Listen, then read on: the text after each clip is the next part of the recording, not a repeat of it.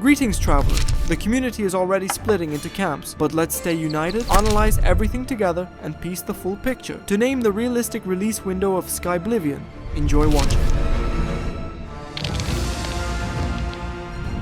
Let me make it clear right away. This video contains everything I was able to dig up and compile for you, but the release date you'll hear from me is just my personal prediction, not an official announcement. I don't recommend skipping, because every part coming up is important to understand the full picture. Also, I'm not a professional analyst, so I might be wrong in some details. Let's start with what the team themselves have said. As you probably know, the team is officially aiming for 2025, but if they don't make it in time, they've promised to tell us honestly. PR manager Evan Flatt also made an important clarification. We'll release it when we're confident. About the context around Bethesda's official remaster, Skyblivion's project lead Rebel's Eyes called it a win to win. Twice the Oblivion this year, with no shade toward the remaster. So the team's mood is clear: finish it properly, no toxic rush. And there's one major technical and legal blocker. They're not allowed to release the game until all 2,508 3D assets are fully replaced. That's an official requirement, as essential as Navmesh and quests. Now let's talk a bit about the state of the community. To be honest, the atmosphere is mixed. Some people are genuinely hyped. They say the game looks incredible, that Skyblivion is the only remaster I actually plan to play, and that 2025 still feels possible. Others are more skeptical. Some outright say things like, Skyblivion will never release, and if it does, it'll be a surprise. Others ask, why even wait when there's already the Oblivion remaster? Personally, I think those comments don't do justice to the work behind this project. If you look deeper, you can feel how much heart is being put into it. And although there's some skepticism, the majority of the sentiment is still warm.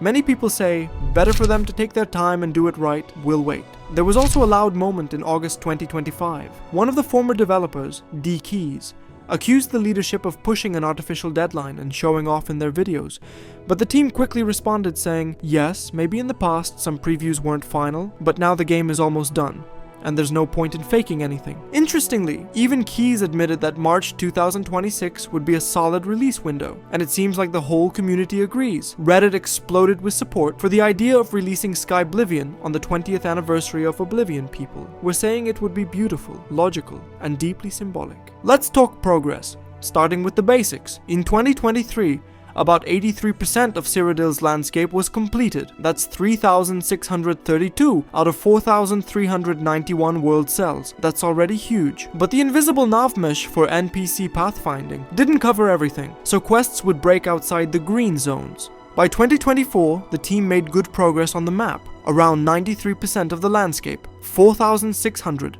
3 out of 4,926 cells. However, Navmesh only covered approximately 44% of the world, and interior spaces, around 19%. They were also working on overhauling the Imperial City, which meant lots of polishing and detailing work. So, what can we reasonably assume has been completed by November 2025? I'd say the landscape is likely done. What remained after 2024 could have taken just a few more months, plus some finishing touches around the Imperial City. The main focus in 2025 probably went into Navmesh for the key areas: cities, main roads, quest zones. Interiors were most likely prioritized based on quest relevance. So if we assume that pace continued, the world Navmesh should now cover at least the central part of the map, and interior progress should be noticeably ahead of last year's 19%, but still not fully done. As for the 3D assets, that list has to hit 0, no exceptions there. So, to sum it all up, Skyblivion is getting very close, but as much as we all want it, finishing by the end of 2025 seems physically unlikely. There are things you simply can't skip: Navmesh, 3D assets, fully tested quests, tons of final polish. That's a lot of work, and it has to be done with a clear head, not in a rush. To avoid damaging the project, I think the team needs just a little more time, a few more months at the very least, to calmly wrap up the critical tasks and prepare a proper release candidate. But just like most of you, I can't wait. I'd love to dive into the game today, feel the atmosphere, walk down the Imperial Road. And hey, who knows, maybe they do have some internal plan to launch in the next month, we'll see. I hope this video helped you better understand the full picture. Drop your thoughts in the comments. What do you think is the most realistic scenario? And please don't forget to like and subscribe. It really means a lot to me. See you in the next videos.